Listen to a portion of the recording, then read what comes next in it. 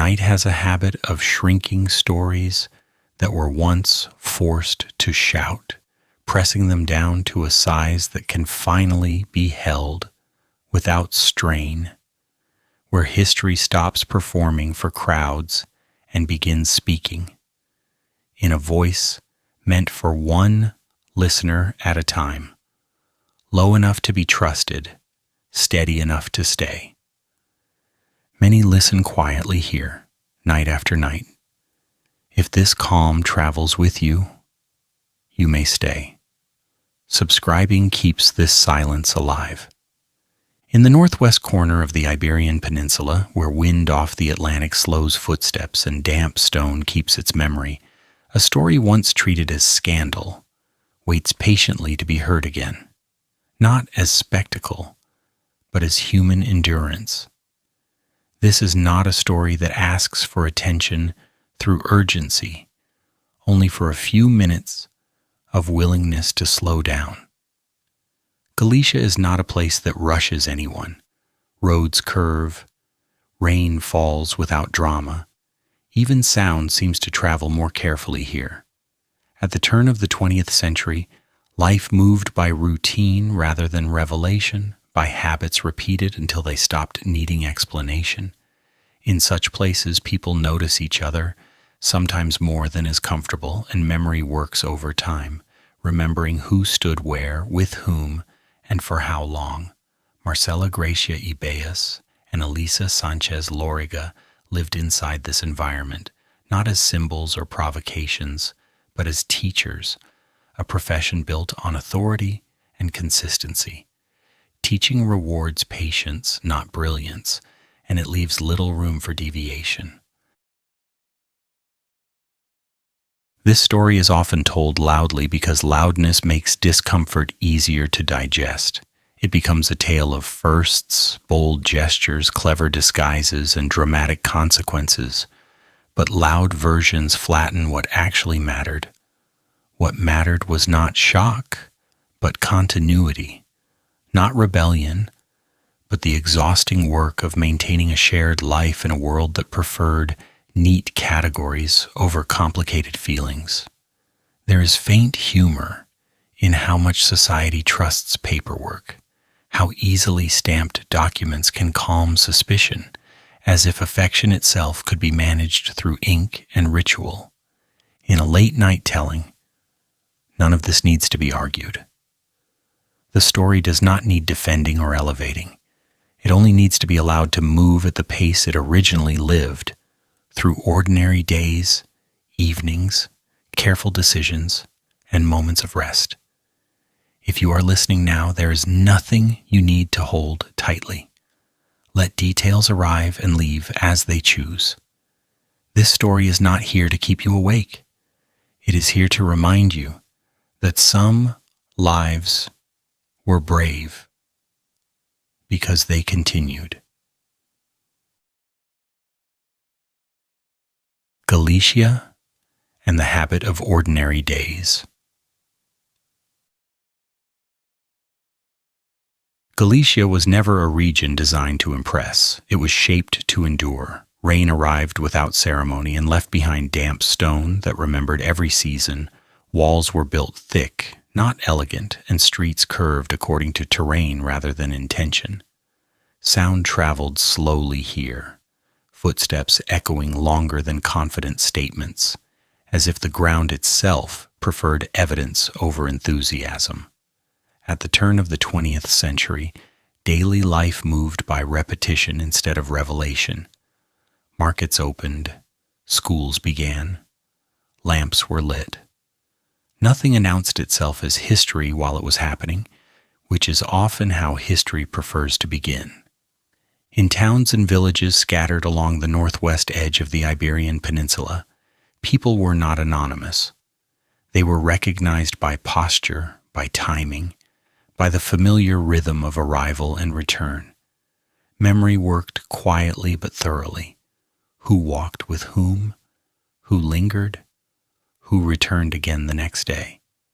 This was not surveillance in the modern sense. It was proximity sustained long enough to become awareness. In places where spectacle was rare, attention had little else to occupy itself. Marcela, Gracia, Ibeas, and Elisa, Sánchez, Loriga lived inside this atmosphere without intending to disrupt it. They were teachers, a profession that rarely attracts drama but demands discipline. Teaching rewards steadiness rather than inspiration. It asks a person to arrive on time, to speak clearly, to repeat the same gestures until learning settles somewhere behind the eyes of others. The work depends on predictability. It offers quiet authority, the kind that does not need to be defended loudly, but must be maintained carefully. In Galicia, teachers occupied a particular position. They were trusted, but they were also watched. Their lives were expected to match their schedules. Consistency in the classroom implied consistency everywhere else. Standing at the board, writing familiar shapes in chalk, returning each morning without explanation created an image that others felt entitled to interpret. This entitlement did not require malice. It grew naturally from routine. When people see the same figure every day, they begin to believe they understand the whole person. Closeness in such environments does not remain unnoticed. Time shared becomes visible simply by accumulating. Two people who work nearby, walk together, or exchange glances develop a presence that attracts comment even when nothing is declared. Familiarity becomes material for conversation because conversation needs material, and quiet lives provide just enough texture to invite interpretation. This is not cruelty. It is habit behaving as it always has. Marcela and Elisa did not need to announce anything to be noticed. Proximity was sufficient, a shared rhythm, a mutual awareness, the kind of understanding that does not require constant explanation because it is sustained through repetition. In places like Galicia, repetition is louder than confession. What happens again and again becomes meaningful without being named. There is a gentle irony here. Communities that pride themselves on stability often struggle with anything that does not fit neatly into familiar patterns. Difference feels less threatening when it is dramatic. Quiet deviation unsettles more deeply because it resists classification. Two people living calmly, teaching responsibly, and returning home without disturbance do not provide obvious points of tension, and yet they invite scrutiny precisely because nothing seems wrong. At night, the region softened, doors closed, voices lowered, the outside world retreated into wind and water. Lamps created small islands of light where the day's expectations loosened their grip. In these hours, the distinction between public role and private desire became clearer. What people hid during daylight did not always feel shameful. Often it felt necessary. Many things later described as secrets were simply attempts to preserve calm. Sleep version history lingers here without urgency. There is no need to rush toward consequence. Ordinary days matter because they form the surface on which everything else rests.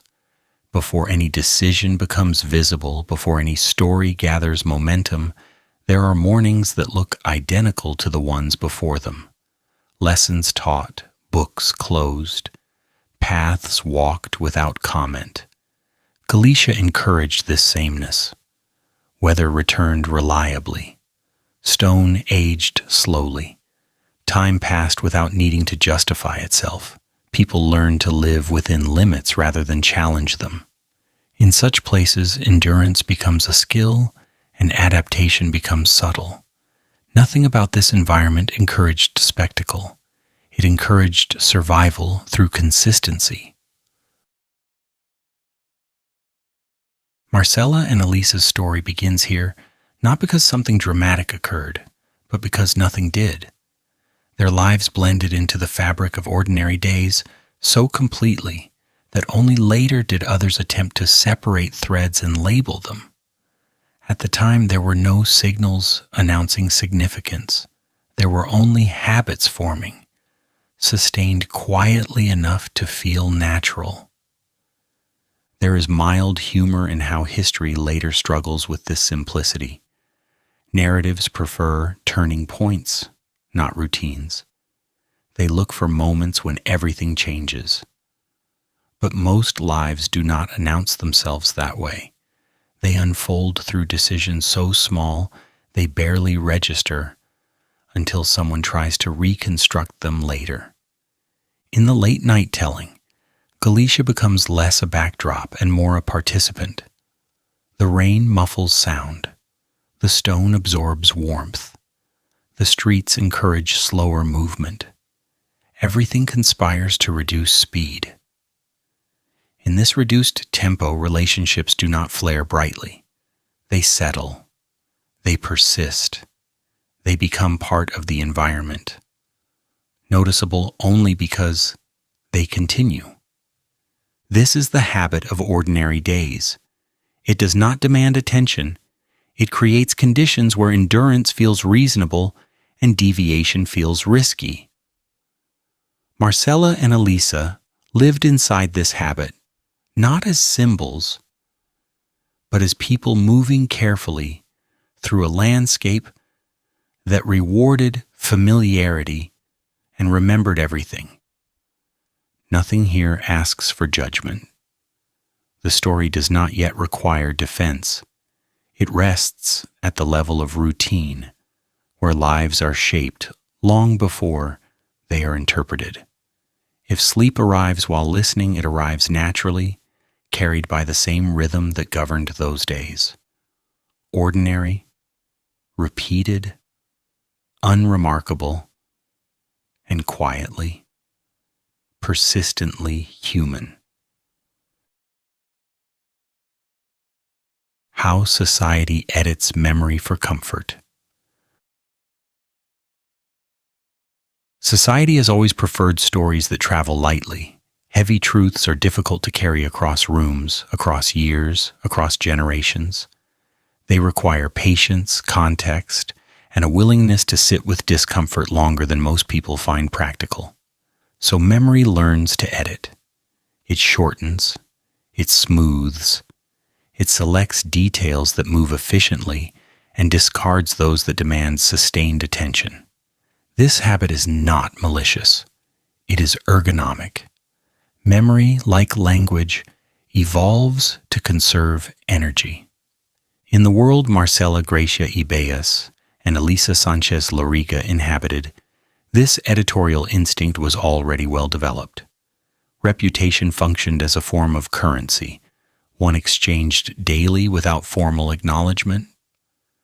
Livelihood depended not only on work performed, but on how comfortably one fit into existing categories. Poverty could be endured. Illness could be forgiven. But being named incorrectly, being placed outside expectation, carried a different weight. It invited attention that did not know when to leave. Difference was tolerated only under certain conditions. It could exist if it remained amusing, distant, or safely contained within rumor. It could exist if it confirmed what people already believed about the world. What could not exist comfortably was ambiguity that lingered. Bonds that did not resolve into familiar shapes created friction simply by persisting. They resisted being summarized, and resistance made people uneasy. When relationships refused available labels, society reached for its most efficient tool, rumor. Rumor required no proof, no documentation, and no responsibility. It needed only repetition. Spoken often enough, it acquired the weight of fact without carrying the burden of evidence.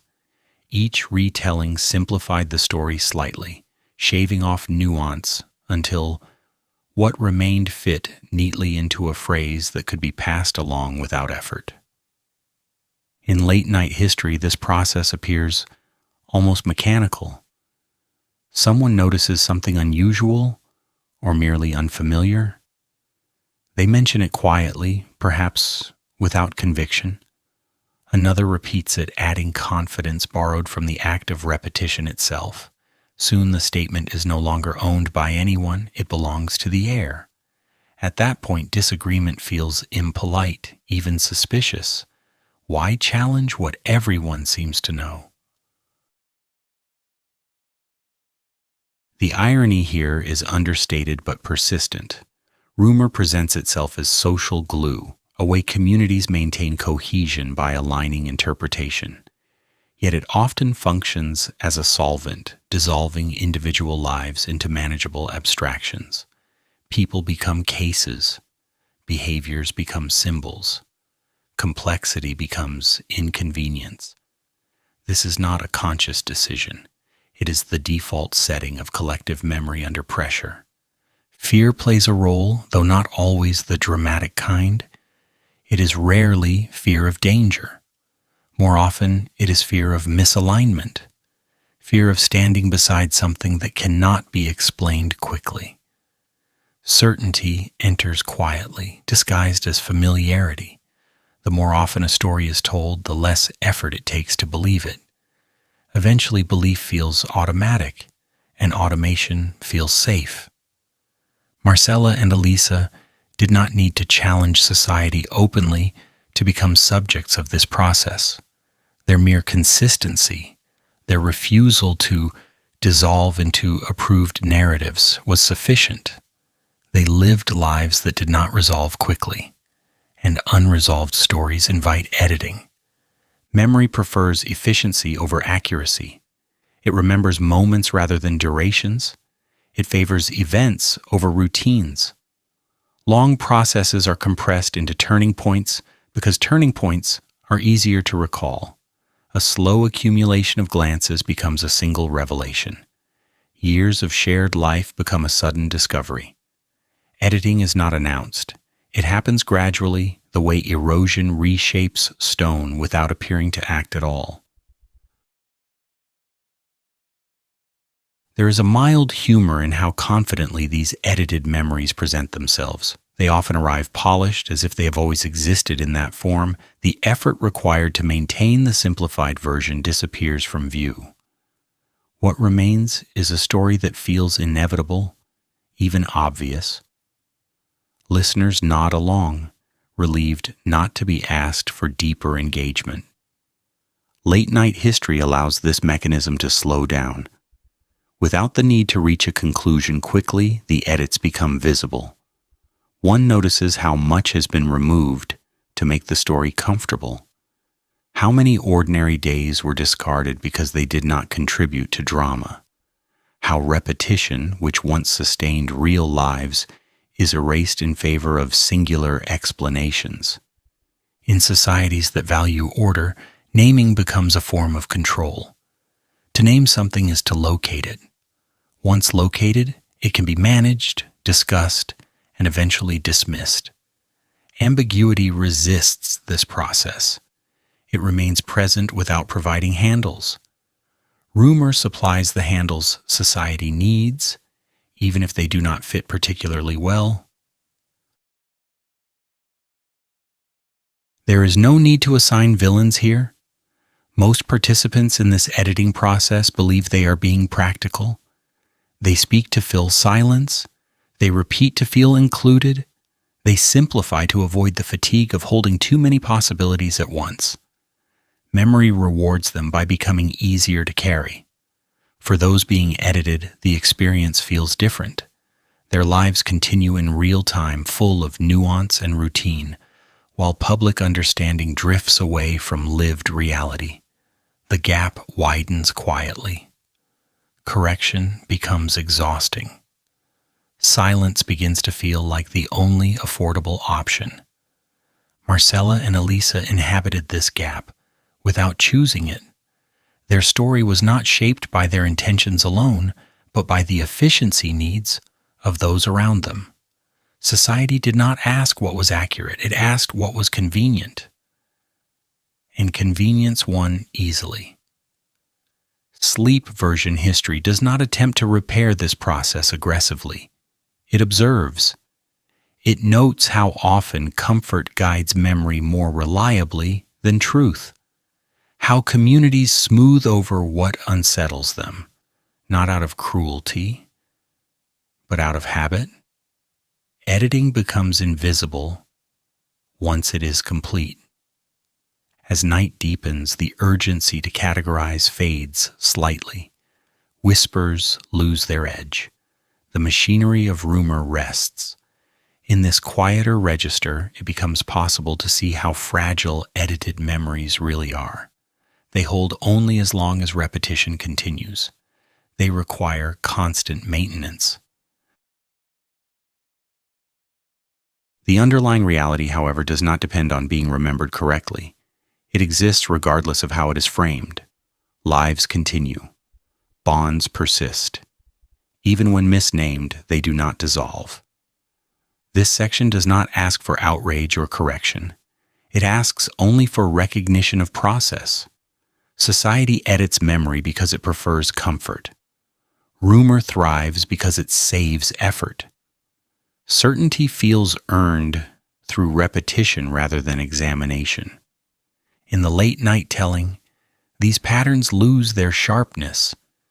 They become predictable, almost tired.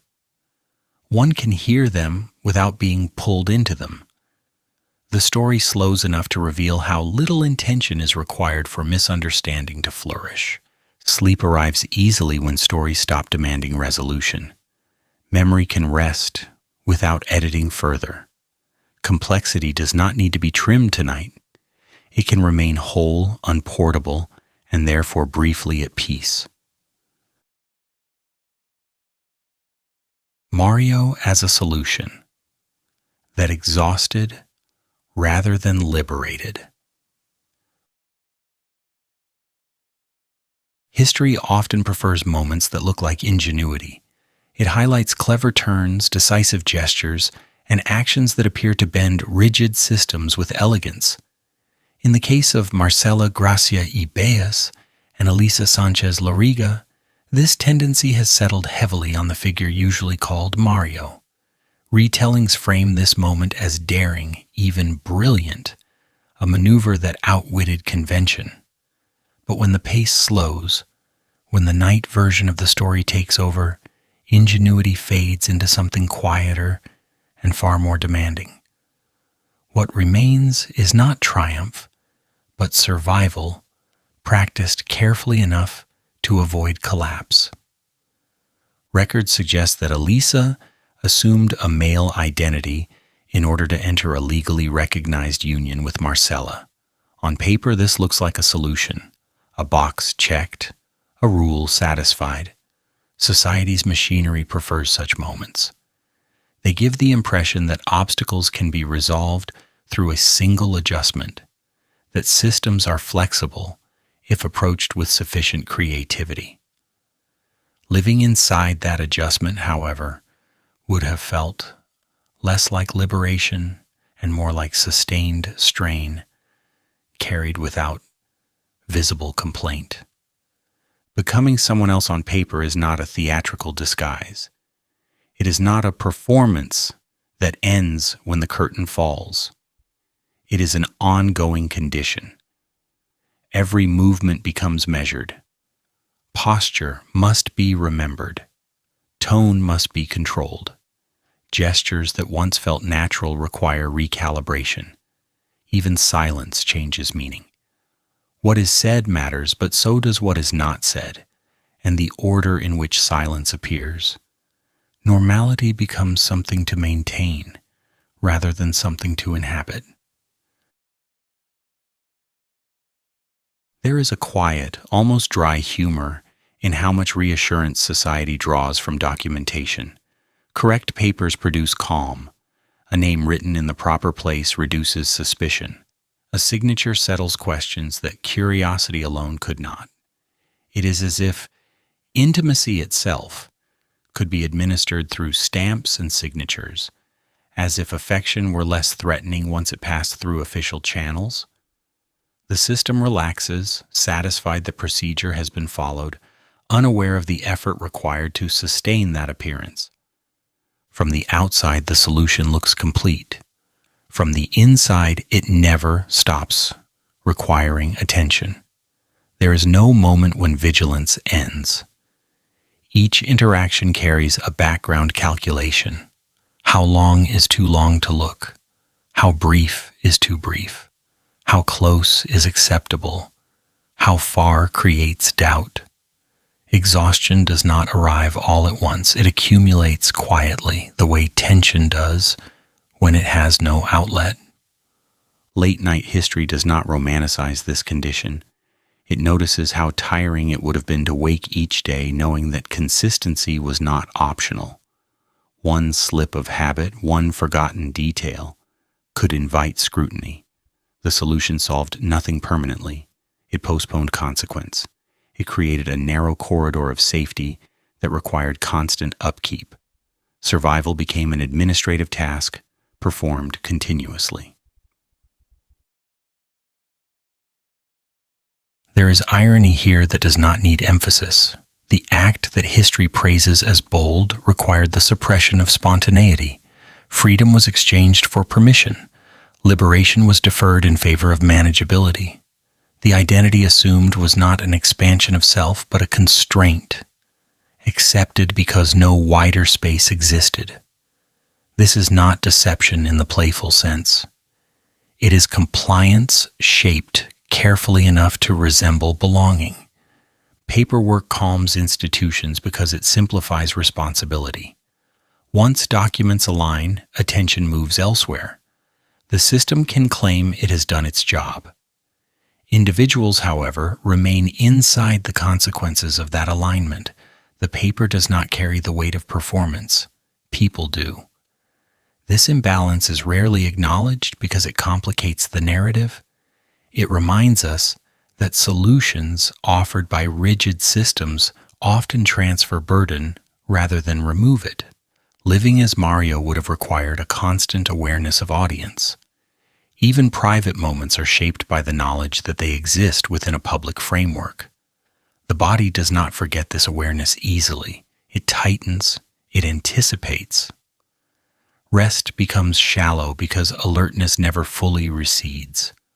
What looks like a clever workaround is, in practice, a sustained exercise in restraint. In historical retellings, the audacity of the act often overshadows its cost. Boldness photographs well. Fatigue does not. Exhaustion leaves no monument. It leaves only the quiet management of daily life. The story becomes cleaner when effort is compressed into a single decision, rather than acknowledged as an ongoing condition. Memory edits again, trading duration for drama. Sleep version history resists this compression. It allows the tiredness to remain visible. It notices that survival strategies are rarely energizing. They drain slowly, demanding consistency without offering relief. The figure of Mario is not a mask worn briefly. It is a role maintained long enough to prevent harm, not long enough to provide ease. There is no need to frame this as sacrifice in a grand sense. Grand language implies choice between noble options. This was not a choice between freedom and constraint. It was a choice between constrained survival and immediate exposure. Exhaustion was not selected because it was admirable. It was accepted because it was manageable. That distinction matters. The solution did not liberate Marcela and Elisa from scrutiny. It reorganized scrutiny. It redirected attention toward paperwork and away from intimacy, trusting that society would remain satisfied as long as appearances aligned. This trust was cautious, not optimistic. It relied on predictability rather than hope. In the quiet telling, one can imagine the relief of moments when the performance held, when no questions followed, when the system remained calm. Relief, however, is not rest. It fades quickly, replaced by the need to continue. The solution must be reenacted each day. Survival does not accumulate comfort. It merely delays harm.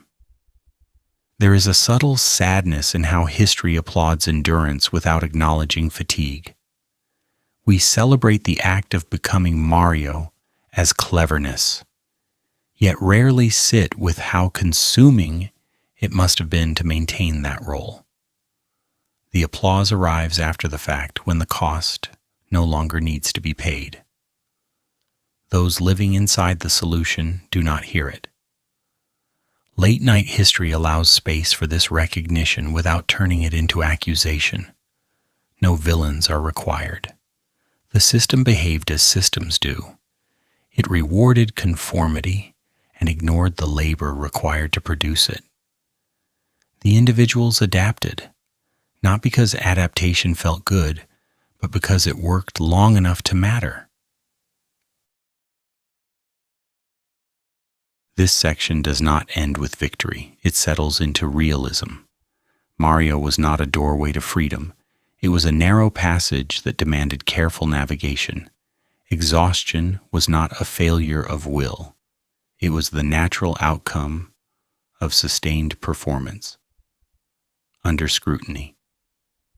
When the night deepens, the cleverness fades, and what remains is the quiet understanding that survival strategies are often misremembered as triumphs.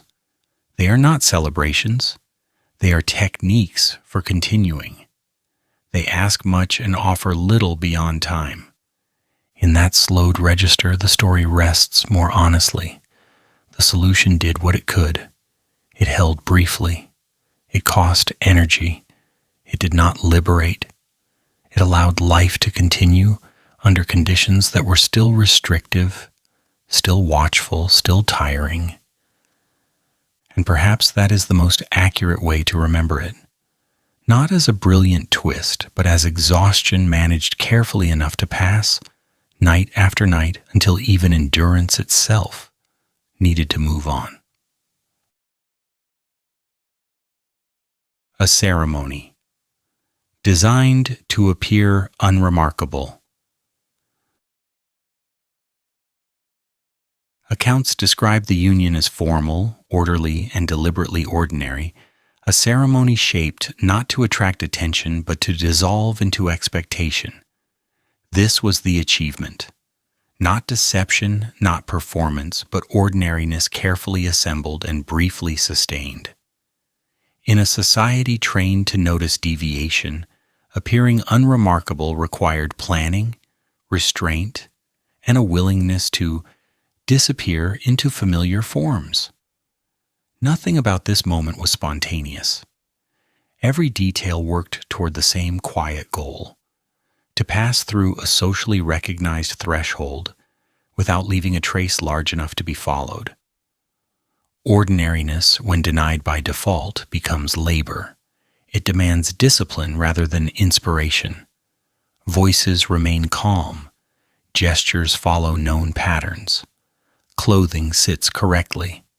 Movements obey rhythm rather than impulse. There is no flourish to mark the event, no signal that something unusual is happening. The absence of emphasis becomes the strategy. The ceremony succeeds by refusing to distinguish itself from others like it. In the late night telling, this does not feel triumphant. It feels careful. The space holds its breath. The people involved do the same. The aim is not celebration but completion. To enter and exit the moment without disruption. To occupy a recognized role long enough for it to be recorded and then move on before attention gathers. The quietness is not emptiness. It is concentration sustained across every second. For a brief interval, two people stood within a structure that society acknowledged as legitimate. They did not need to explain themselves. They did not need to justify closeness. The framework did that work for them. This temporary alignment created a narrow pocket of relief, not because the world had changed, but because it had stopped asking questions. That pause mattered more than spectacle ever could. The effort involved is easy to underestimate. Ordinariness looks effortless when it is expected. When it is denied, it becomes something to maintain actively. Each movement confirms compliance.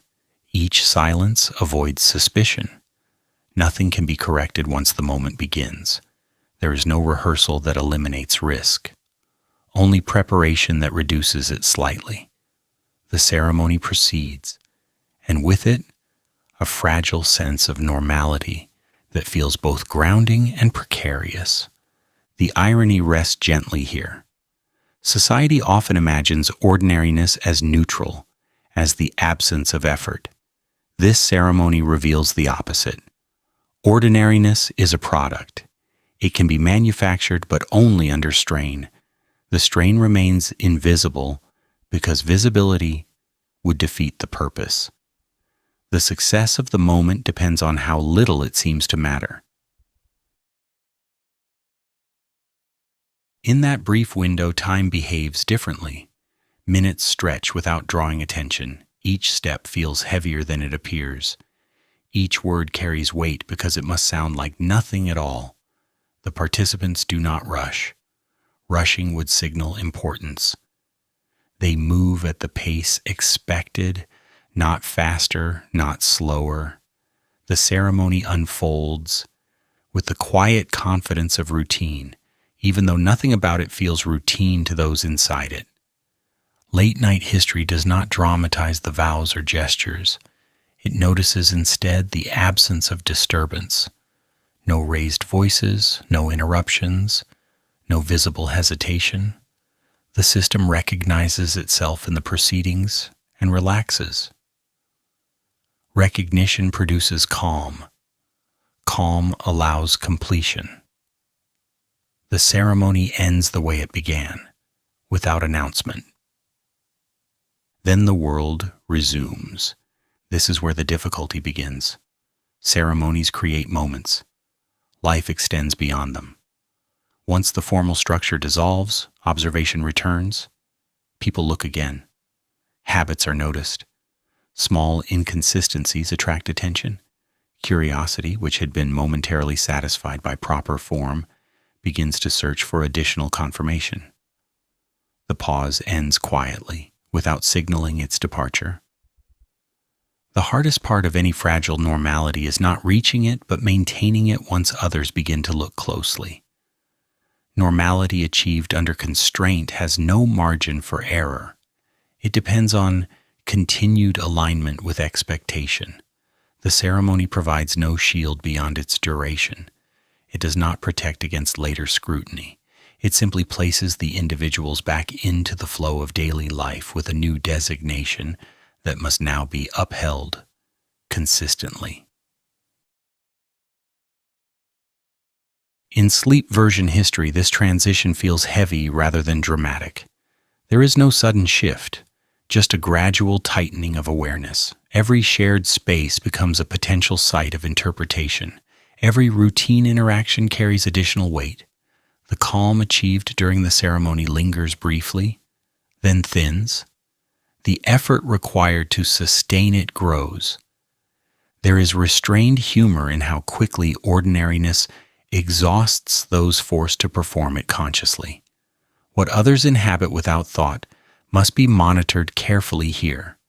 Normal behavior becomes a checklist rather than a reflex. This monitoring does not create safety. It creates fatigue. Fatigue makes mistakes more likely. Mistakes invite attention. Attention undermines ordinariness. The cycle tightens quietly. The ceremony, viewed from a distance, appears successful. It accomplished its immediate goal. It entered the record. It aligned with procedure. But ceremonies are not designed to manage aftermath. They mark transitions, not stability. Once concluded, they release participants back into conditions that may be less forgiving. This release is not malicious, it is structural. The system considers its work finished once forms are completed. What happens afterward is not its concern. Individuals carry the responsibility of maintaining alignment alone. The ceremony does not follow them. It does not adjust circumstances. It leaves behind only its trace. Late-night history notices how thin that trace is. A moment of recognition does not guarantee lasting acceptance. It offers a pause, not a solution. The achievement lies in accessing that pause at all. The cost lies in what follows. There is no need to heighten this into conflict. The pressure does not announce itself. It accumulates through glances, questions, and the gradual linking of details. Curiosity grows quietly, feeding on repetition rather than evidence. The same familiarity that allowed the ceremony to pass unnoticed now works against those involved. People remember patterns. They compare notes. They draw conclusions without urgency. The ceremony did not fail. It performed exactly as intended. It created a socially recognized moment that required no explanation. What it could not do was extend that recognition indefinitely. Ordinary life resumed, bringing with it the same limits that existed before.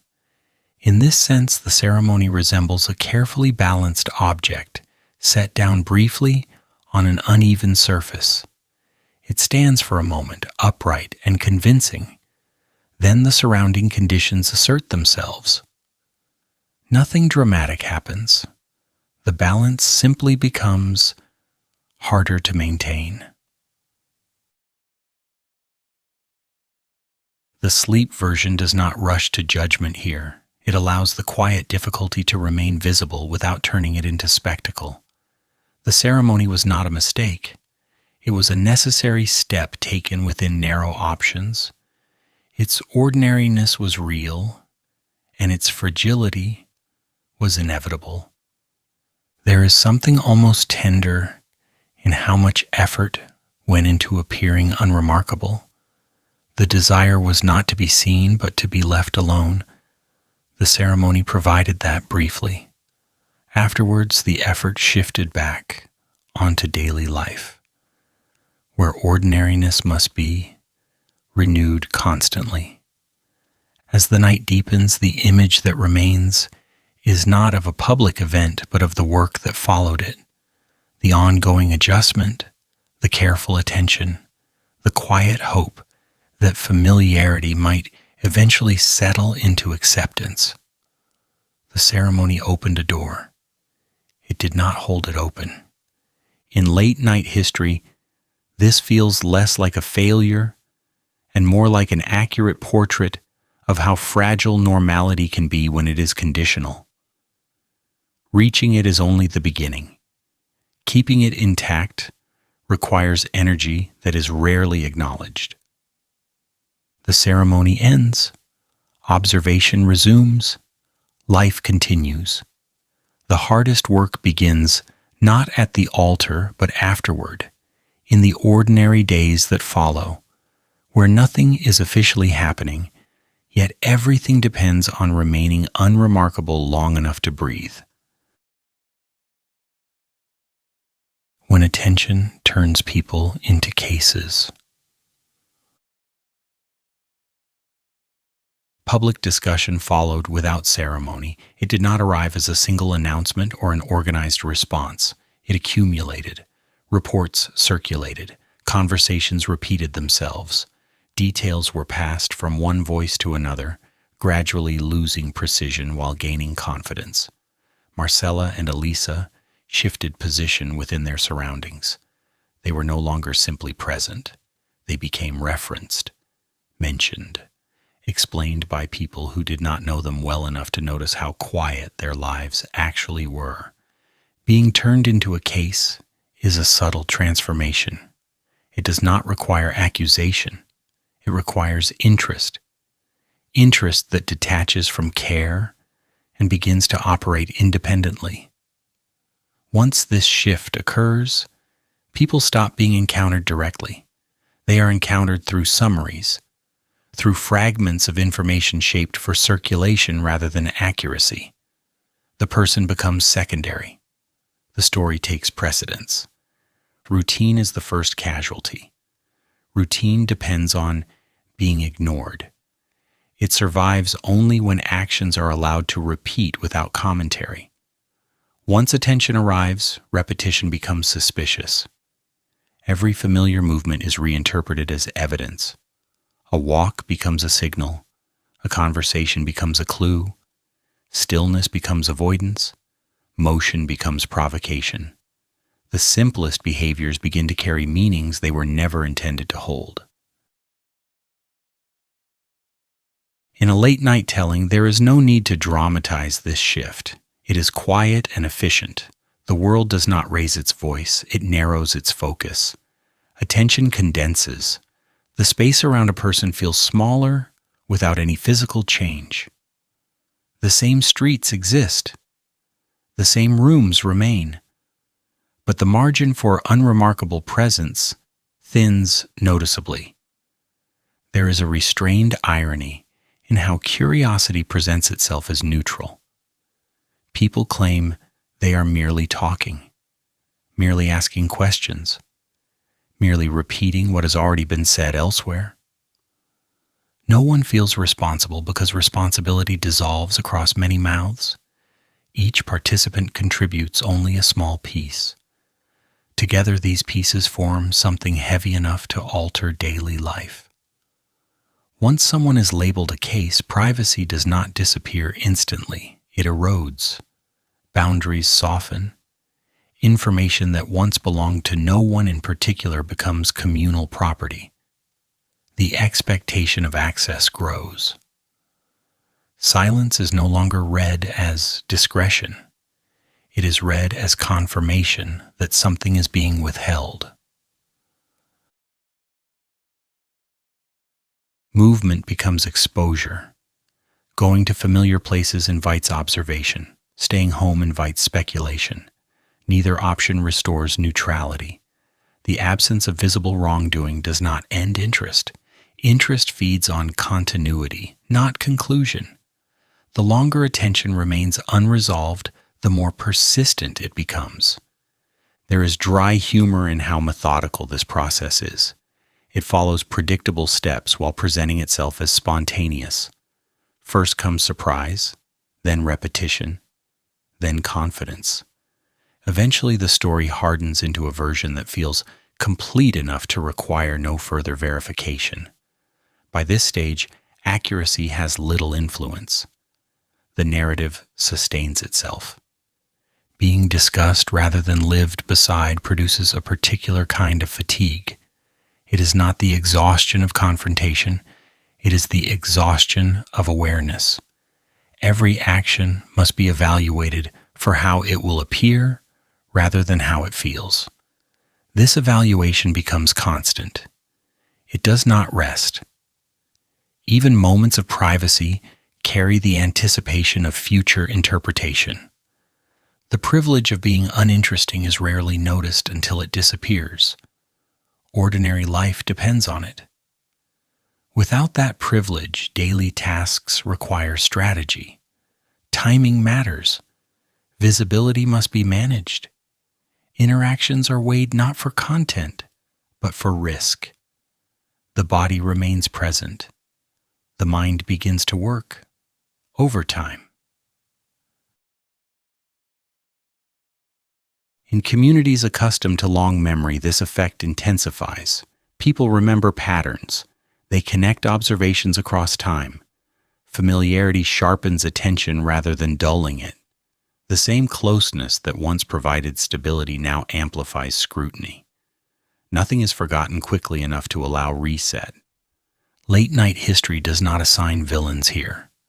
The process does not rely on malice. It relies on comfort with explanation. People prefer stories that organize uncertainty.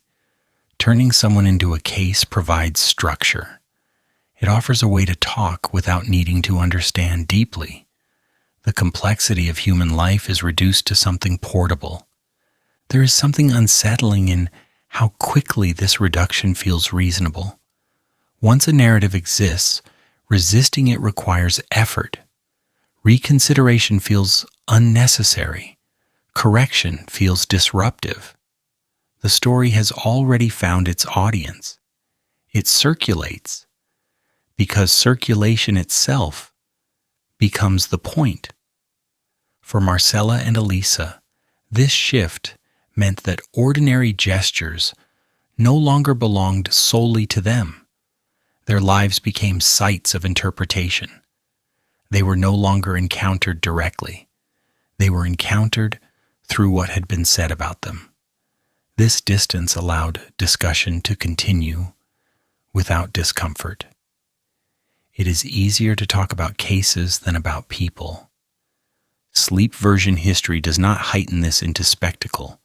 It notices instead the steady pressure, the way attention alters atmosphere without announcing itself, the way normalcy becomes laborious rather than automatic, the way privacy thins without formally disappearing.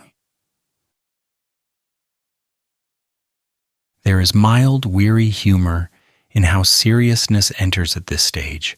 The same community that once thrived on habit now thrives on analysis. The same observers who rarely questioned anything now ask many questions, none of which require answers. Curiosity becomes self-sustaining. The transformation into a case also changes time. The present feels crowded. The future feels uncertain. The past is reinterpreted retroactively. Ordinary memories acquire new significance. Small decisions are reviewed as if they were deliberate signals rather than unremarkable choices. When attention settles this way, it rarely resolves cleanly. It does not require a conclusion. It persists until something else attracts focus. The people involved do not regain anonymity through explanation. Explanation only feeds the narrative further. Withdrawal becomes the only available relief. Late-night history recognizes this pattern across many stories. Being made visible without consent rarely produces clarity. It produces distortion. The individual becomes an example. The example becomes a reference. The reference circulates independently of the life that inspired it. There is no drama in acknowledging this. It is enough to notice that when a community decides someone is a topic, that person often loses the right to be boring. Boredom is a form of safety. Without it, every day carries weight. Ordinary life becomes difficult to maintain, not because of direct opposition, but because of constant presence. Eyes linger. Conversations pause when someone enters a room. Silence follows in ways that feel deliberate. The environment changes tone without changing structure. In the quiet telling, this stage does not demand resolution. It does not build toward confrontation. It settles into endurance. The individuals involved continue moving through days that feel heavier than before. The effort required to remain composed increases. The irony rests gently here. Attention is often framed as interest and interest as care, but attention without responsibility strips care of its substance. It observes without supporting. It names without listening. It consumes without sustaining. Sleep version history allows this realization to arrive without urgency. There is no need to extract lesson or judgment. It is sufficient to recognize how easily people become cases and how costly that transformation can be for those involved. As the night deepens, the sound of discussion fades. What remains is the quiet labor of continuing to live under observation, the effort to remain ordinary in an environment that no longer allows it. Being uninteresting is not a lack. It is a condition that allows life to proceed without friction. When it is removed, everything slows, not because time has changed, but because attention has weight. Marcela and Elisa did not ask to be studied. They did not present themselves for examination. They were simply present until presence became notable. In this calm framing, the stage passes without crescendo. Attention does what it does. It turns people into cases.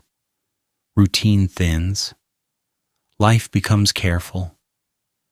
And late at night, that recognition rests quietly, without accusation, without resolution, simply acknowledged as one of the ways ordinary days become difficult to inhabit when they are no longer allowed to be ordinary at all.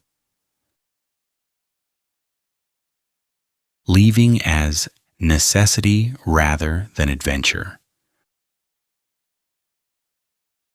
Leaving did not arrive as an idea shaped by hope. It arrived as a narrowing of options, the slow realization that remaining had become more dangerous than moving.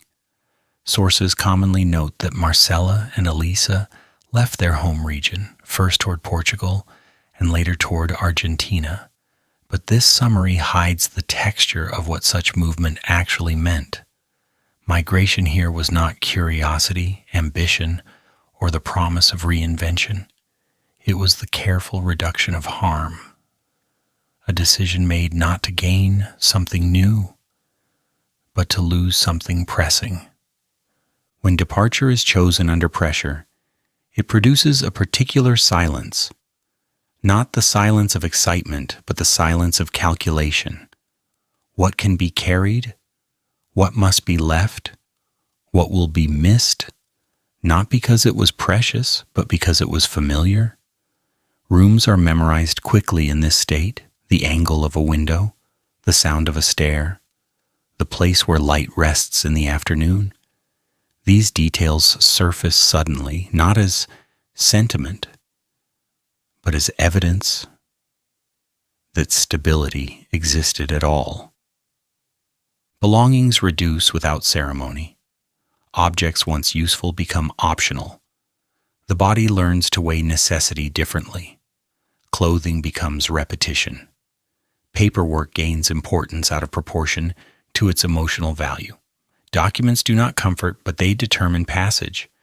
There is dry humor in how much movement depends on these thin sheets, as if an entire life could be compressed into stamped corners and signatures without residue. Leaving under these conditions is not dramatic. There are no declarations, no farewell speeches. The goal is to be unnoticed. Attention has already proven costly. Departure becomes an attempt to restore invisibility. Doors close quietly. Routes are chosen for efficiency rather than meaning. The intention is not to escape into freedom, but to step sideways out of focus. The journey itself does not resolve anything. It suspends. Travel in this context is not expansive. It is constrictive. The body moves while the mind remains alert, monitoring surroundings for signs of recognition. Each stop introduces new uncertainties. Language shifts. Customs alter slightly. Familiar cues dissolve. There is no celebration of difference. Difference is already the problem being managed. Portugal appears in records as the first destination, but even this proximity does not imply comfort. Borders, even nearby ones, change the rules. Familiar habits no longer guarantee understanding. One becomes careful again, learning which details to share and which to keep unspoken. The process repeats itself. Find lodging, secure income, remain unremarkable. The goal is not success. It is neutrality. Later movement toward Argentina expands distance but not relief. Distance does not automatically dilute memory. It introduces other pressures. New places carry their own expectations. Migration does not erase the need for vigilance. It relocates it. There is gentle irony in how often movement is framed as liberation, when in practice it frequently extends effort rather than reducing it. The idea of adventure dissolves quickly in this telling. Adventure implies choice, exercised freely. This movement was exercised carefully.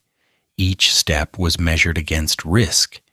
Each decision aimed to minimize exposure rather than maximize possibility. The romance often associated with migration feels out of place here. This was logistics, endurance, quiet persistence. There is a specific fatigue attached to leaving under scrutiny. It is not the tiredness of travel. It is the exhaustion of restarting ordinary life repeatedly. Stability must be rebuilt from fragments. Trust must be renegotiated. The smallest routines require recalibration. Buying food, finding work, choosing where to sit. Each action carries awareness of being new, of being observed differently, even when observation feels less intense.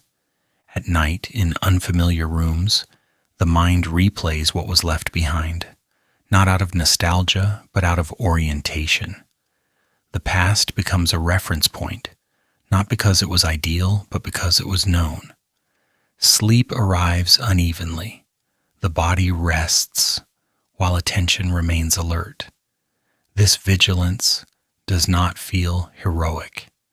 It feels practical.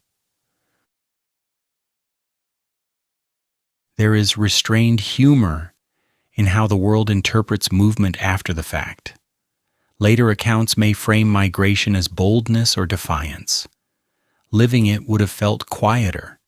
It would have felt like choosing the least harmful option available, not the most meaningful one.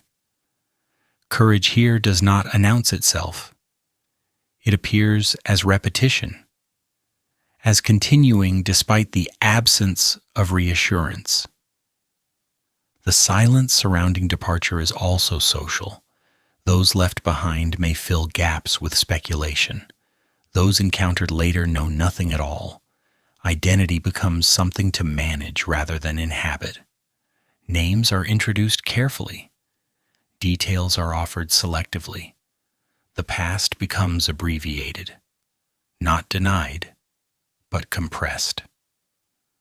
Movement used to reduce harm carries an ongoing cost. It requires letting go of the idea that safety will ever feel complete. Instead, safety becomes provisional, temporary, good enough for now. This acceptance is not defeat. It is adaptation. The body adjusts. The mind learns to rest inside uncertainty. Late-night history does not transform this into tragedy. It recognizes the pattern without exaggeration. Many lives have followed similar arcs, moving not toward dreams, but away from pressure. Such movement rarely appears dramatic in records because it lacks spectacle. It produces no singular event. It stretches across time quietly. Marcela and Elisa did not leave seeking transformation. They left seeking quiet. Quiet enough to work, quiet enough to sleep, quiet enough to exist without becoming material for discussion again. This desire is modest. It does not demand admiration. It demands space.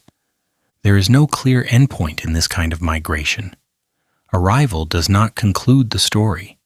It merely opens another chapter of adjustment. The effort to remain uninteresting resumes.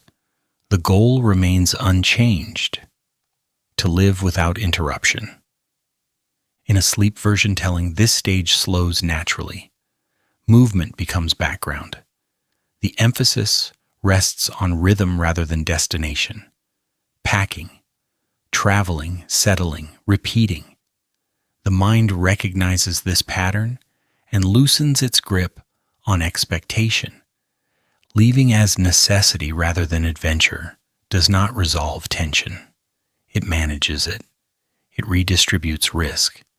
It trades familiarity for distance. the calculation remains ongoing. Each new place offers temporary relief rather than final safety. There is a quiet dignity in this persistence, not because it is dramatic, but because it is sustained.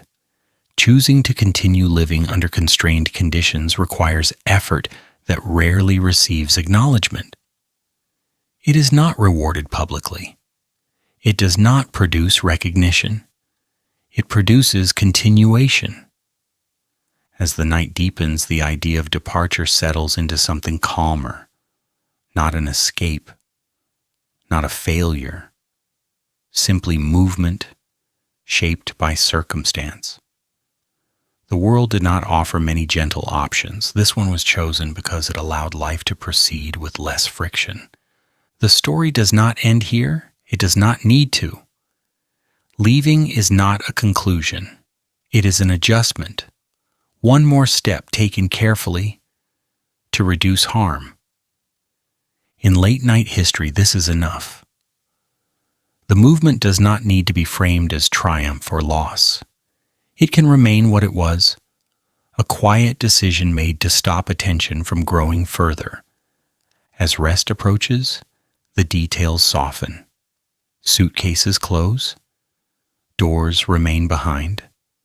The road continues forward without promise. Movement slows into memory. Leaving becomes another habit, not chosen freely, but practiced carefully. And within that practice, life continues, unremarkable enough to be lived. The year's history rarely keeps. History is skilled at noticing moments that interrupt routine. It remembers beginnings, ruptures, and conclusions that can be dated, titled, and summarized. What it rarely keeps are the years that follow, the long stretches where nothing publicly notable happens, and life resumes its quiet work. After Marcela and Elisa left, the record thins quickly, not because nothing occurred, but because what occurred did not qualify as an event. It qualified as living. In new places, normality did not announce itself. It had to be assembled carefully, piece by piece, without drawing attention. Shelter came first, not as comfort, but as function. A place to sleep without explanation, a door that closed, walls that did not ask questions. Income followed, not as fulfillment, but as necessity. Work that did not require biography. Tasks completed. Payment received. The exchange itself mattered more than its meaning. There is a particular quiet to rebuilding life after displacement. It is not hopeful in the cinematic sense. It is procedural. One learns routes. One memorizes schedules. One identifies which shops are indifferent enough to be safe. Over time, familiarity accumulates without celebration. The body relaxes slightly, not because danger has vanished, but because it has become predictable. History tends to imagine that after escape comes freedom. In practice, what comes is adjustment. Vigilance does not disappear, it becomes background. The mind remains alert even as routine settles in. This alertness does not feel dramatic. It feels practical. It is the price of continuation. Love in this phase does not perform. It does not need witnesses or language that travels well. It contracts into small, durable gestures, shared warmth when rooms are cold, remembered preferences when choosing food, a hand placed where it has been placed many times before, without checking whether it is seen, sitting together in silence when the outside world feels loud, trusting that nothing needs to be explained inside that silence. There is mild, almost tired humor in how unspectacular this is. After so much attention, after headlines and commentary, what remains is domestic routine. Dishes, laundry, sleep interrupted by ordinary worries. The world does not reward this stage with narrative. It offers no resolution music. It simply continues. These years are difficult to document precisely because they resemble so many other lives. There are no distinguishing markers that demand archiving. Days repeat with minor variation. Seasons change. Bodies age. Preferences shift slightly. Care is exchanged quietly. None of this looks like history while it is happening. It looks like habit. In late-night history, this is where the tone softens further. There is no need to reconstruct exact timelines or locations. Accuracy here lies not in detail, but in pattern. Many people who have been forced to move recognize this stage immediately. The relief of reduced scrutiny paired with the fatigue of starting again. The gratitude for anonymity mixed with the loss of continuity. The absence of record does not imply absence of meaning. It implies that meaning was not designed for public consumption. These years mattered because they allowed life to proceed without constant defense. They allowed affection to exist without strategy. They allowed routine to replace crisis, which is often the most generous outcome available. Care during this period becomes almost administrative. Who is tired? Who eats first? Who takes the warmer side of the bed? These decisions are not romanticized. They are made because they work. Over time, they form a structure, as real as any institution, held together by repetition rather than permission. History rarely asks about sleep, but sleep becomes important again here, not as escape, but as restoration. The body learns when it is safe enough to rest more deeply. Dreams lose urgency. The mind rehearses fewer explanations. This shift happens gradually, without announcement, and might be noticed only in retrospect. There is a quiet dignity in how unremarkable these years are. After being turned into a case, becoming ordinary again is not failure. It is recovery. The privilege of being uninteresting returns slowly. Not completely, but enough to allow breath. The outside world continues, of course.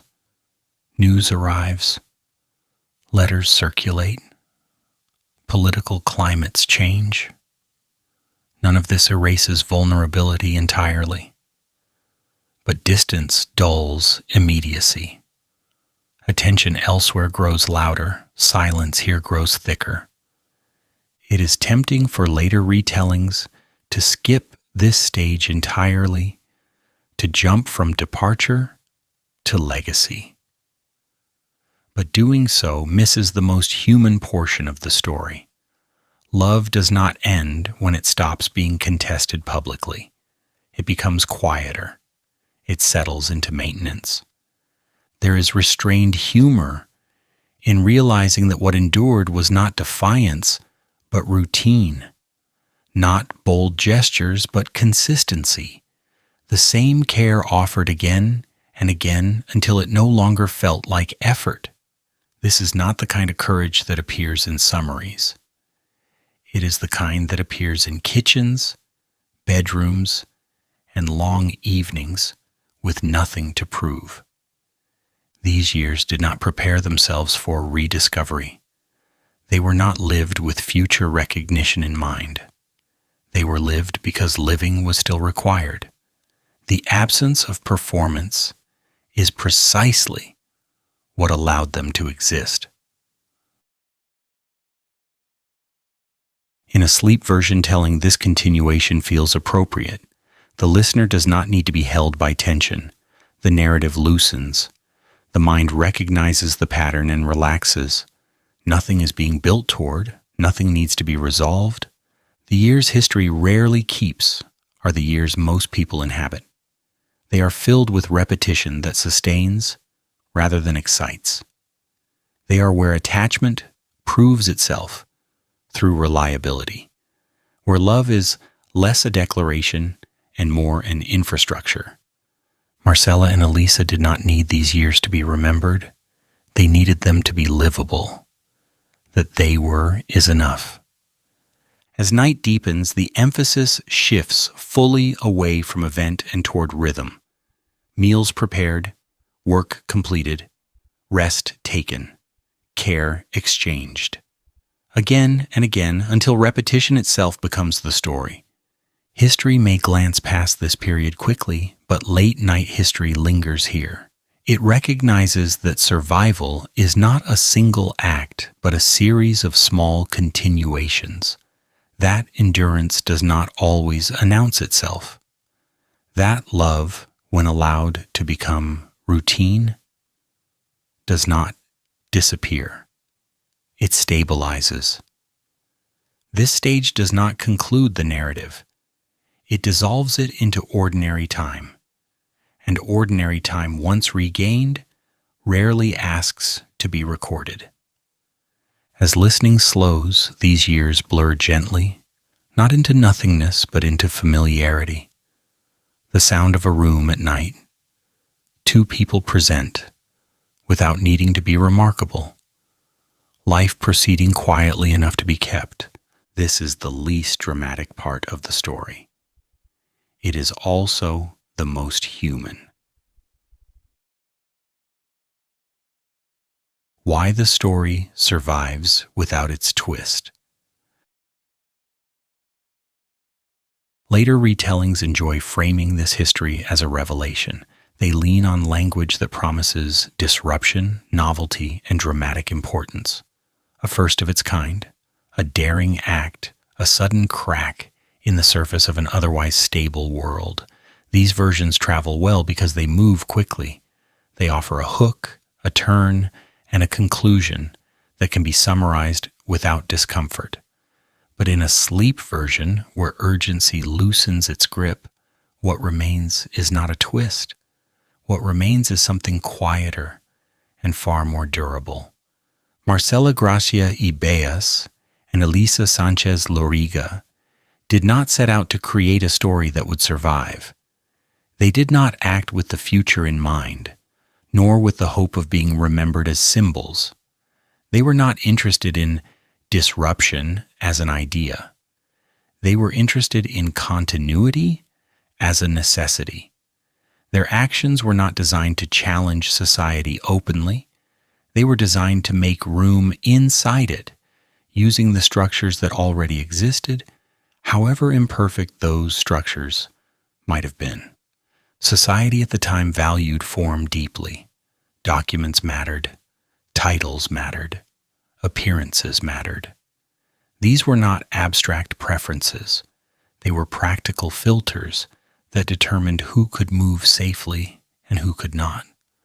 Marcela and Elisa understood this without needing to articulate it.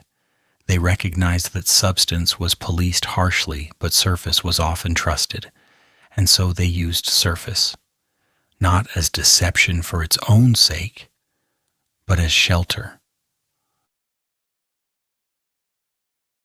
There is gentle irony in this, the kind that does not laugh loudly. Systems that insist on moral certainty often settle for visual compliance.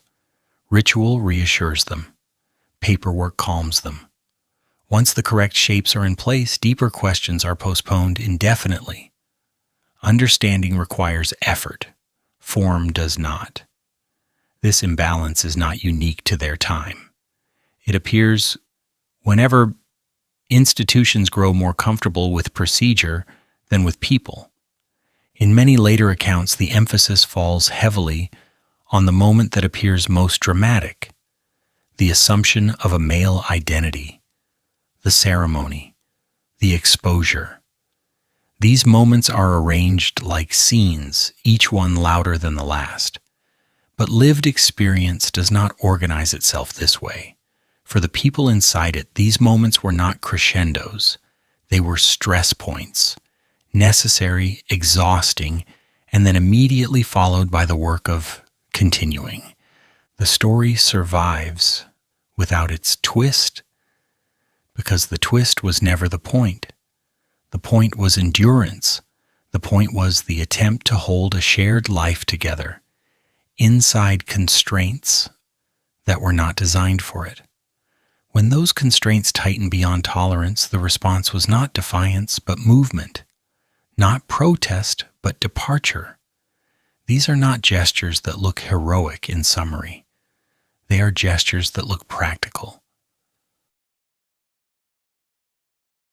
Sleep version history has little use for triumphal framing. It does not need a climax to remain attentive. It allows repetition to replace surprise.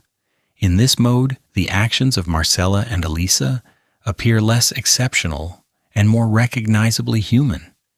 Many people, across many eras, have done similar things under different names. They have adjusted themselves to available forms in order to preserve something private. They have chosen survival over symbolism. This is one reason the story continues to surface, even when stripped of spectacle. It does not rely on novelty. It relies on recognition. Listeners do not return to it because it shocks them. They return because it feels familiar in structure, even if unfamiliar in detail. Two people seek ordinary continuity. Society resists, they adapt. Pressure increases, they leave. Life resumes elsewhere, quieter but still intact. There is mild humor in how historical framing often insists on significance that the participants never requested. Labels accumulate after the fact: pioneers, firsts, icons. These terms belong to observers, not to those observed. Marcela and Elisa did not ask history for sympathy. They did not ask it for admiration either. They asked for space. In many eras, that request alone exceeds allowance. The persistence of the story says less about the act itself and more about the discomfort it exposes. Societies like to imagine themselves as coherent. Stories like this reveal how much coherence depends on selective attention. Once attention is directed elsewhere, many things proceed quietly, without confrontation. The problem arises when attention fixates, when curiosity turns hungry, when difference becomes a subject rather than a condition. In later decades, the story is retrieved and reframed. It becomes evidence. It is placed carefully within emerging narratives of identity and recognition. This work matters. It restores visibility. But sleep version history pauses before celebration. It notes that visibility is not always what people seek while living through events. Often they seek the opposite: to be unremarkable, to be left alone. The story survives because it contains no demand. It does not ask the listener to approve or condemn. It does not insist on a moral position. It offers a sequence of choices shaped by pressure rather than ideology. This openness allows it to be revisited across different contexts without breaking. Each era finds its own reflection inside it, without exhausting it. There is restrained irony in how easily society forgives itself by labeling such stories exceptional. Once marked as rare, they no longer threaten assumptions about the norm. But the durability of this story suggests otherwise. It returns because the conditions that produced it return. Form over substance. Ritual over understanding. Control over care. In the quiet register of late-night history, the absence of a twist becomes its strength. There is no moment to applaud and move past. There is only a steady unfolding of adaptation. The lack of resolution mirrors lived reality more closely than any dramatic arc could. The story also survives because it resists ownership. No institution can fully claim it. No single interpretation exhausts it. It remains slightly uncomfortable for all sides, which keeps it alive. Comfortable stories fade more easily. As listening slows, the need to categorize diminishes. The listener is not asked to decide what this story represents. It is enough to notice what it required: attention, care, risk managed quietly, exhaustion endured without applause. In this frame, survival itself becomes the point. Not survival as victory, but survival as continuation. The ability to wake up and proceed without explanation, to love without performing that love for approval, to move when staying becomes harmful. The twist was never necessary. It is optional decoration. The core remains intact without it. Two people sought to live together. They used what was available. They paid a cost. They continued. That is why the story endures even when stripped of spectacle. It does not rely on surprise. It relies on patience. And patience, unlike novelty, ages well. As the night deepens, the narrative releases its grip. There is nothing left to reveal. The absence of a twist becomes restful rather than disappointing. The listener can settle into the rhythm of what persisted rather than what interrupted. This is not a story that demands memory. It accepts it quietly when offered. And in that restraint, it continues, unburdened by the need to impress, waiting patiently to be recognized again when conditions make recognition possible. The story survives not because it was loud, but because it was lived. Memory as headline rather than residence. Collective memory behaves much like journalism that has learned to survive on limited space and shortened attention. It prefers events over endurance, moments over maintenance, arrivals over continuations. Headlines are easier to store than routines. A single date can be repeated. A long stretch of ordinary days resists compression.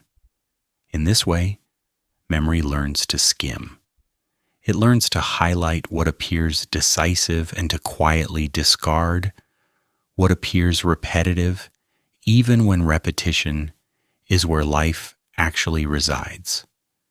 This story survives not because it fit neatly into memory's preferred format, but because it was retrieved later and placed deliberately within a broader historical landscape. Marcela, Gracia, Ibeas, and Elisa Sánchez Loriga did not remain visible through continuous recognition. They disappeared from public view precisely because their lives resumed a quieter rhythm after attention became dangerous. What returned them to memory was not endurance itself, but rediscovery. Documents were reread. Archives were reopened. The story was reframed, not as scandal or curiosity, but as evidence of queer lives existing under constraint in Spain and Galicia. Memory rarely preserves care on its own. Care is too slow. It requires context, patience, and a willingness to remain with something after novelty fades. Headlines, by contrast, demand immediacy. They announce, they resolve. They give the impression that something has been fully understood and therefore can be set aside. Residence is different. Residence implies staying. It implies inhabiting complexity without seeking closure. Memory prefers headlines because residence requires effort. In the night register, this distinction softens rather than sharpens. There is no need to accuse memory of failure. Memory is doing what it has always done. It conserves energy. It selects what travels easily. What matters is the work done later when historians, archivists, and communities choose to slow memory down and ask it to hold more than it normally would. The rediscovery of Marcela and Elisa's story did not occur because it was dramatic. It occurred because the questions being asked had changed.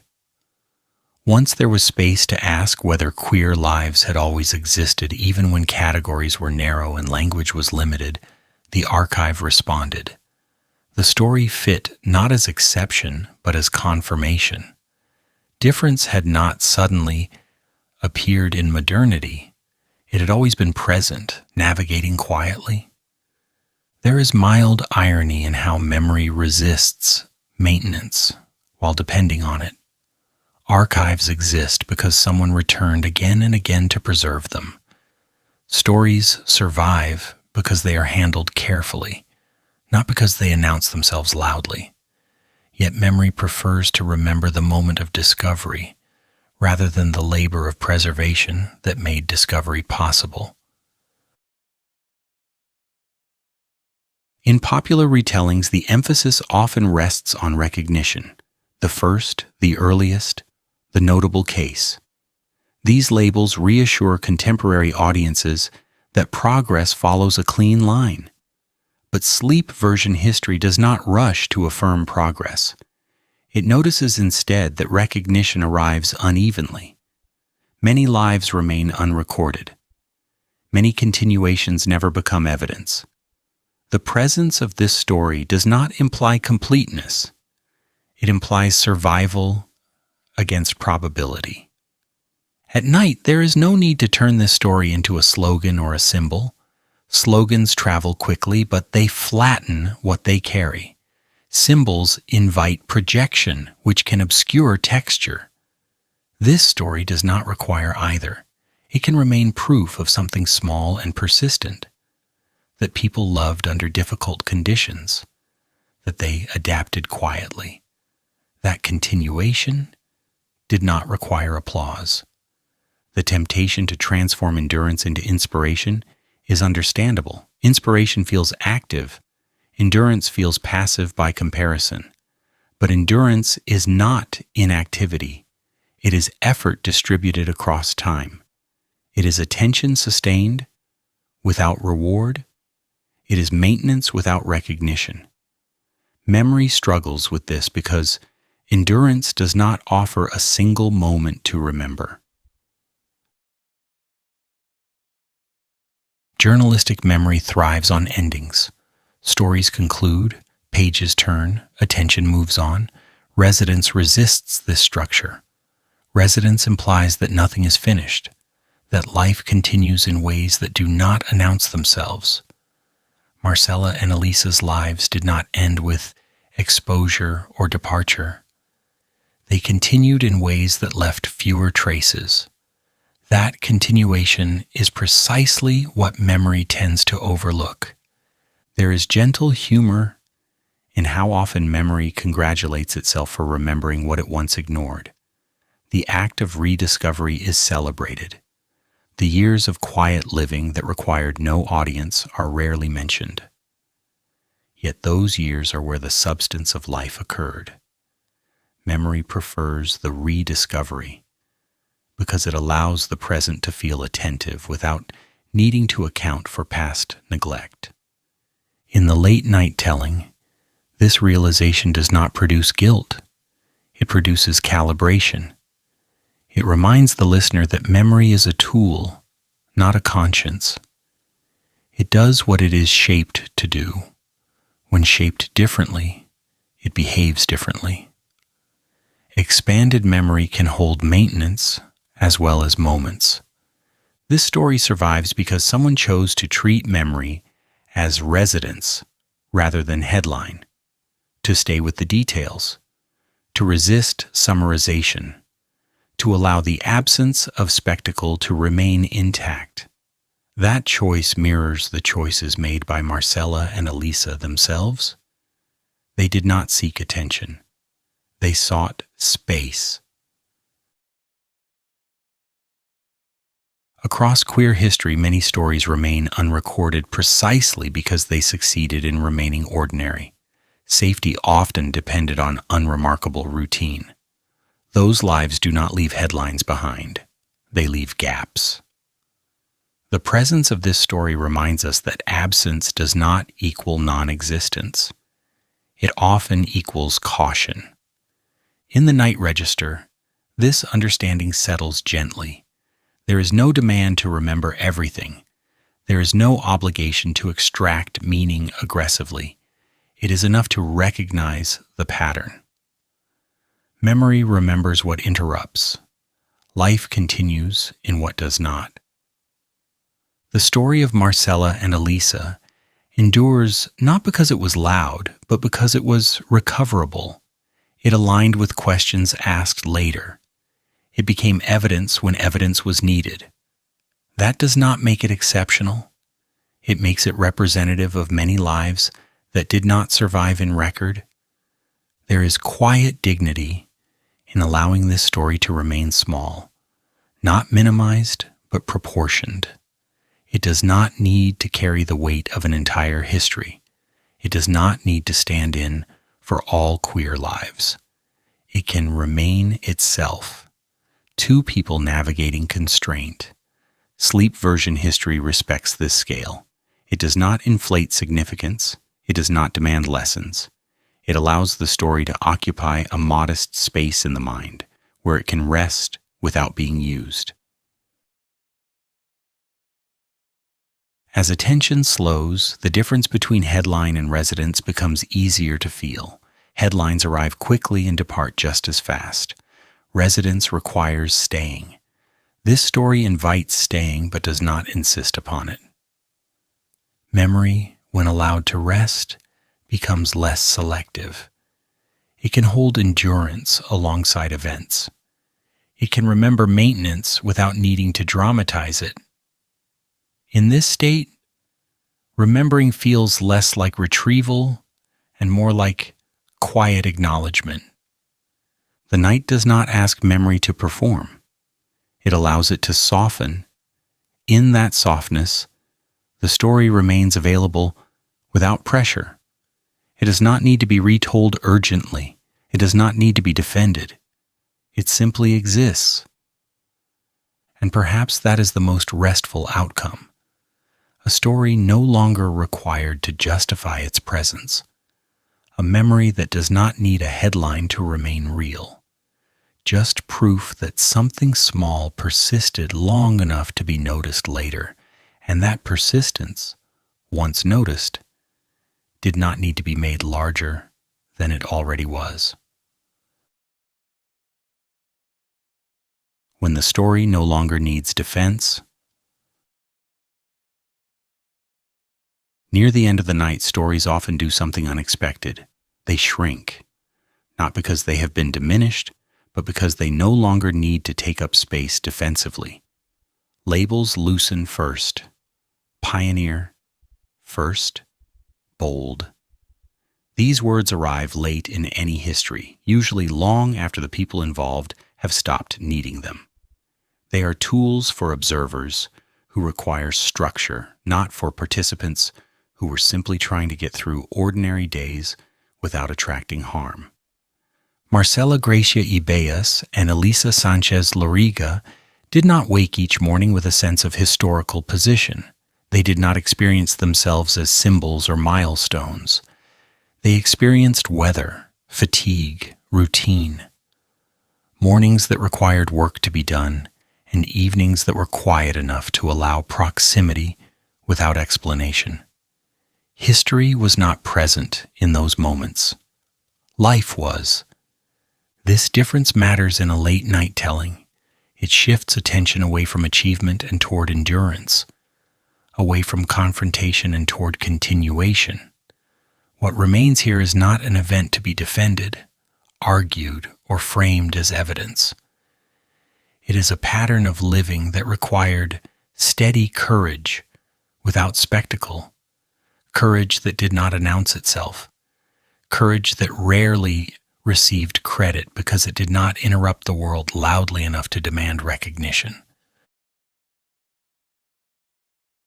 There is a dry, almost tired humor in realizing how this story survived at all, not because it was protected, but because it was disturbed, not because peace preserved it, but because peace was denied.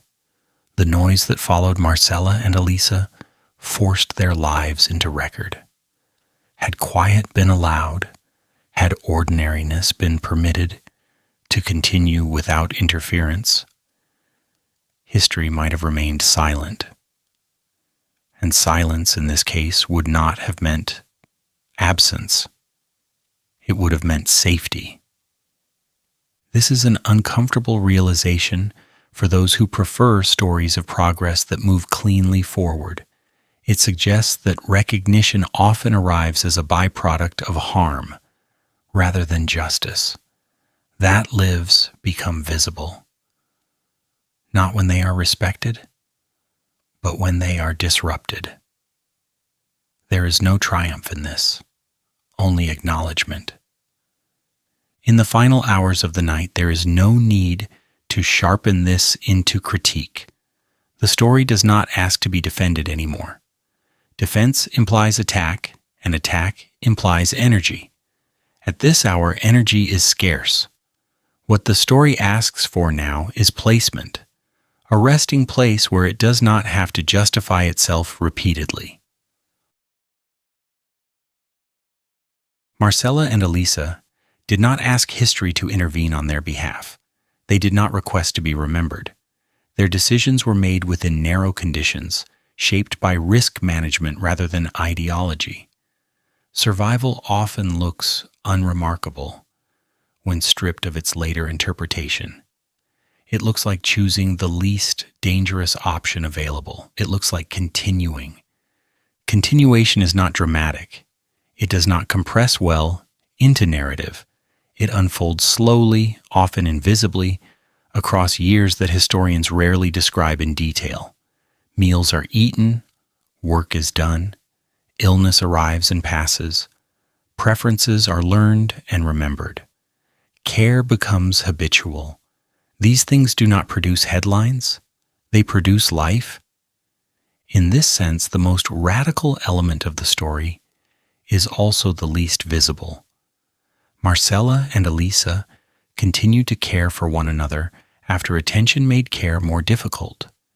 They continued to share space when sharing space required calculation. They continued to live together in forms that adapted as conditions changed. This is not the courage of declaration. It is the courage of adjustment. Late-night history treats this kind of courage gently.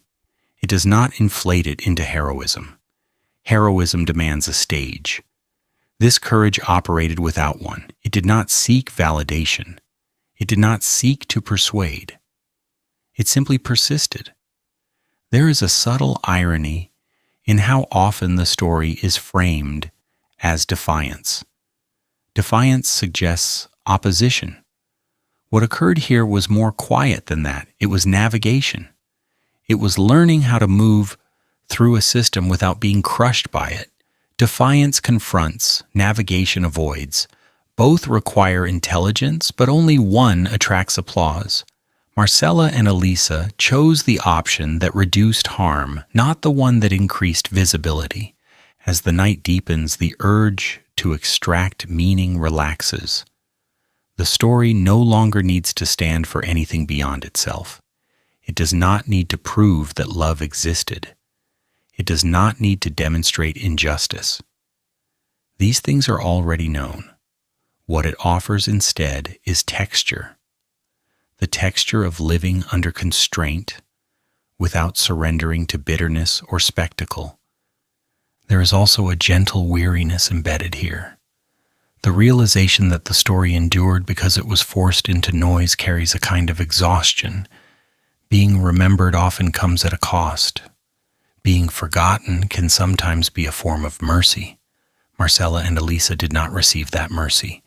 The attention that followed them made their lives harder, not easier. The fact that history later values the story does not retroactively soften that impact. This is not a call to erase the record.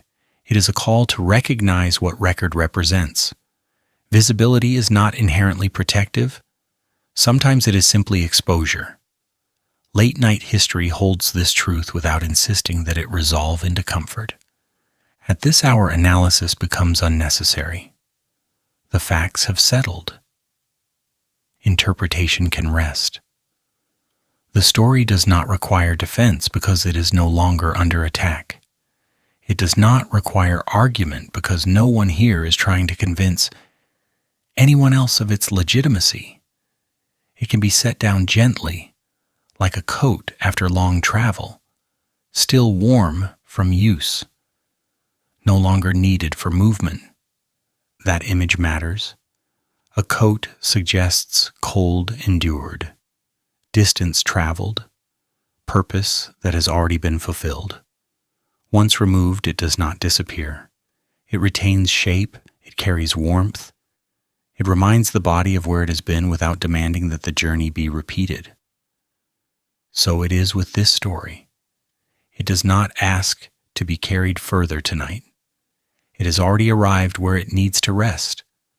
The listener does not need to hold on to details or conclusions. Nothing here requires memorization. What matters has already passed into quiet understanding.